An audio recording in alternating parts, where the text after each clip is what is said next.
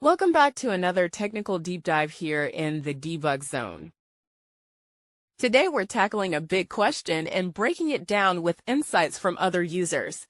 Hopefully this clears up some misconceptions and helps you get the answer you need. So buckle up, stay a little curious, and let's jump right in.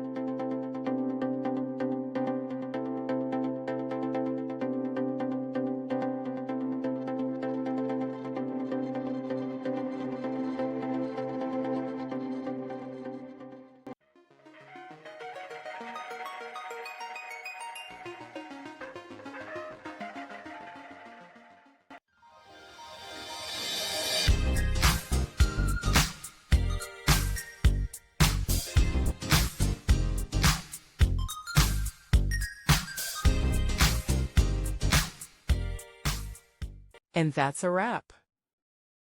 I hope you found the answer you were looking for. If you did, take a second to hit that subscribe button. It really helps out. And let me know in the comments which solution worked best for you.